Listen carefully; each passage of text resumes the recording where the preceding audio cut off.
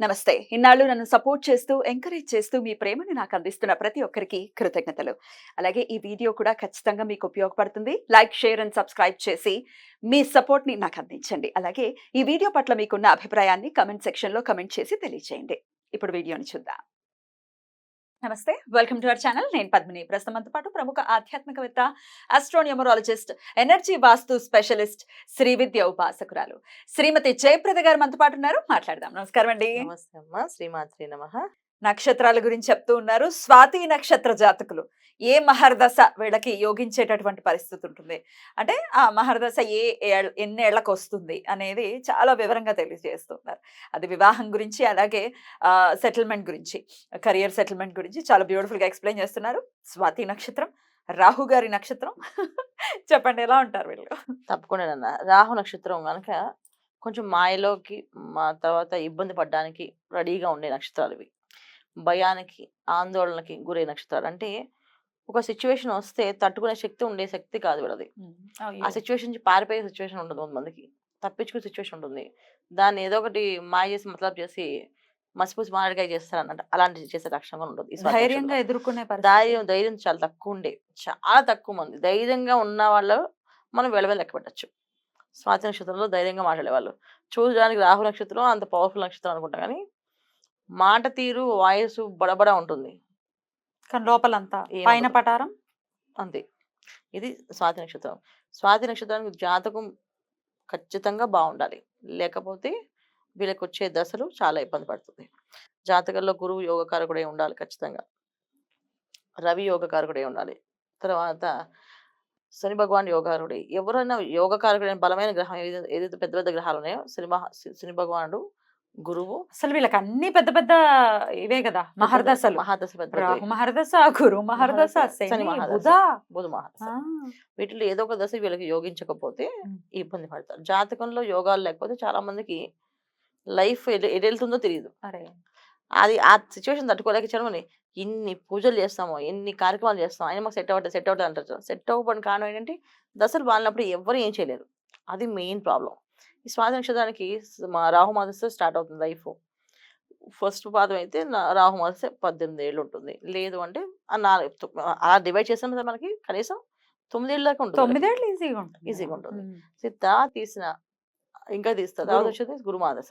గురువు యోగకారకుడు కాకపోతే ఎడ్యుకేషన్ మొత్తం పోతుంది. చదువు అనేది ఉండదు. చదవడం చాలా తక్కువ. గురువు యోగించాడా చదువు వస్తుంది. చదువు కోసం ఉద్యోగం తెచ్చుకొని ఒక ఉద్యోగం చేసి ఒక ఉన్నత అధికారంలోకి వెళ్ళే అవకాశం ఉంటుంది. లేకపోతే శని మహాదశ. శని మహాదశ యోగించిన ఒక గవర్నమెంట్ జాబ్స్ లో పెద్ద పెద్ద ఆఫీసర్స్ వాళ్ళ వచ్చి ఆయన ఉద్యోగం చేసి సంతకం పెట్టి వెళ్ళిపోయే ఉద్యోగాలన్నీ శని మహాదశ యోగిస్తేనే రావచ్చు స్వాతి నక్షత్రానికి. గవర్నమెంట్ జాబ్స్ లో మంచి సెటిల్మెంట్ జాబ్స్ వచ్చే అవకాశం ఎక్కువ ఉంది శని యోగకారకుడు అయితే.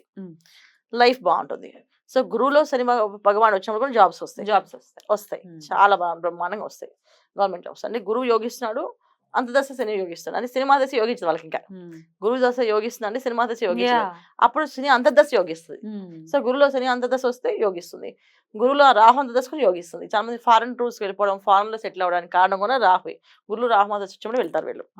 ఆ యోగాలు వీళ్ళకి జరుగుతాయి. కానీ ఎంత వెళ్ళినా ఏం చేసినా సరే వీళ్ళకి ఎప్పుడు కూడా ఏంటంటే లైఫ్ లో ఏ విషయాన్ని సిచ్యువేషన్ ఎదుర్కోవాలన్నప్పుడు కొంచెం భయం వచ్చేస్తుంది ఆటోమేటిక్గా. దాన్ని తప్పించుకోవడానికి అబద్ధమని చెప్తారు, మోసమైన చేసేస్తారు. ఇంకా ఆ సిచ్యువేషన్ బట్టి డిమాండ్స్ బట్టి అలా చేసేస్తారు వాళ్ళు. ఇది జాతకంలో యోగాలు. సో జాతకం బాగాలేదు అంటే చాలా సఫర్ అయిన వాళ్ళు వీళ్ళే. చాలా వంట చేసుకుంటూ బతికే వాళ్ళు కూడా వీళ్ళే. స్వాతంత్రం వాళ్ళే చాలా తక్కువ మంది. అంటే చాలా మంది మనం వంట వాళ్ళని నేను తీసుకున్నాను, దానికంటే తక్కువ మంది కేటగిరీలో ఉంటారు. ఇంకెంత మించి కేటగిరీకి ఏం వెళ్తాం కానీ అంత చెప్తున్నా. ఈ కేటగిరీలో ఉన్న వాళ్ళు కూడా వీళ్ళే. కష్టపడి బాగా కష్టపడి గానగెత్తి చాకరీ అంటే గుడ్డులా కష్టపడతారు, డబ్బులు రావు. ఇప్పుడు మనం ఎంత కష్టపడితే దానికి ఫలితం ఏంటంటే స్మార్ట్ వర్క్స్ చేసి సంపాదిస్తారు. సాఫ్ట్వేర్ ఇండస్ట్రీస్ జాబ్స్ చేసి లక్షలు సంపాదిస్తున్నారు. ఇంట్లో పని చేసే పనమ్మ ఇల్లంతా మొత్తం నా 15 పని చేస్తుంది. ఆమెకి 20,000 జీతం వస్తుంది మొత్తం అంత కలిపితే. కానీ మనిషి అయితే కష్టపడుతుంది గడ్డ ఇడ్లీ నక్షత్రాలకి ఇవి పడతాయి. జాతకాలు గ్రహాలు యోగకారకులు కాకపోతే ఇబ్బందులు పడతారు. యోగం ఉంటే బాగుంటుంది. మెయిన్ ఏంటి అంటే ఎడ్యుకేషన్ బాగుండాలి. ఫస్ట్ ఆఫ్ ఆల్ వీళ్ళకి చిన్నప్పుడు పిల్లలకి పుట్టగానే అక్కడి నుంచి దశలు ఏమో నడుస్తే చూసుకోవాలి. 12 ఏళ్ళ వరకు జాతకం చూడకూడదు. అది వేరే విషయం. మ్మ్. జాతక చక్రం వేయకూడదు. వేయకూడదు. ఒక ఆరోగ్యానికి సంబంధించి చూసుకోవాలి. చూసుకోవచ్చు కదా. చూసుకోవచ్చు. మ్మ్. జాతకం చూసుకోవచ్చు. చక్రం వేయనీరు. మ్మ్. మనం పూర్వం చక్రం వేసేవాళ్ళు కాదు. ఎందుకు వేయకూడదు అంటే ఆ చక్రం ఎక్కడ పెడతాం తీసుకెళ్ళి, మ్మ్. ఎక్కడ పడితే అక్కడ పెడుతుంటాం. అలా పెట్టకూడదు. గ్రహాలన్నీ కొంచెం దేవుడి రూమ్‌లో ఒక మందిరంలో పెట్టాలి. ఇవాళ దేవుడి మందిరాలు అన్ని చిన్న బాక్సుల్లో వచ్చాయి దేవుడి మందిరాలు. ఇంకా ఆ ప్లేస్‌లో దేవుడిని పెట్టడమే ప్లేస్ చిన్నగా. మ్మ్. ఇంక ఈ ఇవి ఎక్కడ పత్రాలు పెడతాం? ఏం పెడతారు? మ్మ్. కష్టం అవుతుంది. మ్మ్. అందుకని ఏంటంటే రాసి పెట్టుకోవాలి. ఒక బుక్‌లో date of birth, time of birth రాసుకొని, సో ఏ దశలో వీళ్ళకి ఏం చేయాలి అని తెలుసుకోవాలి. స్వాతి నక్షత్రం మెయిన్ తల్లిదండ్రులు తెలుసుకోవాల్సిన విషయం ఏంటంటే మా అబ్బాయికి ఎప్పుడెప్పుడు యోగిస్తాయి దశలు. దాన్ని బట్టి ఏం చదివించాలి. చాలామంది మెడిసిన్ చదువుతాను చెప్తారు. చాలా మంది డాక్టర్స్ చదువుతూ ఉంటారు. ఎందుకంటే వాళ్ళకి ఒక మాయ. అది రాహు నక్షత్రం కదా, మేము సేవ చేస్తాం. లేకపోతే మేము డాక్టర్ చదువుతాం. మేము ప్రజలకు సేవ చేస్తాం. లేదా రాజకీయాల్లోకి వెళ్తాం. ఇదే మాట్లాడతారు పిల్లలు. సో వీళ్ళు ఏమనుకుంటారు, తల్లిదండ్రులు వీడికి మంచి ఆలోచన ఉన్నాయి, మంచి అవగాహన ఉంది అని చెప్పి ఖర్చు పెడతారు. కానీ యోగం దశ లేనప్పుడు వృధా అవుతుంది. మ్మ్. దాన్ని మనం చూసుకోవాలి. చాలా ఇంజనీరింగ్ చేస్తాయి. ఇంజనీరింగ్ చేసి నేను మొత్తం ఇలాగా ఫ్లాట్స్ కట్టి ఫ్రీగా పంచాలి అనే కోరికలు. బా. ఫ్రీగా ఇస్తాను నేను ఫ్లాట్స్ అందరికీను. మ్మ్. సో నేను తక్కువ రేట్లో బడ్జెట్లో కడతాను ఫ్లాట్స్ అని చెప్తే పిల్లలు చెప్తుంటారు. సో మంచి మనస్తత్వమే, ఆలోచన బాగుంటుంది. కానీ అది ఆచరణలో రావడానికి దశలు యోగించాలి. మ్మ్. మ్మ్. సో ఆచరణ ఎందుకు రాలేదు అంటే దశలు బాగాలేవని అర్థం.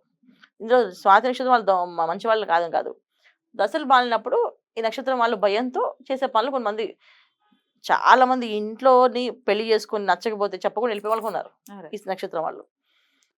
అండ్ నచ్చలేదు అని ఫేస్ చెప్పడానికి వాళ్ళు వాళ్ళు అలా ఆలోచిస్తారు. అంత మొహమాటం అన్నమాట వాళ్ళకి.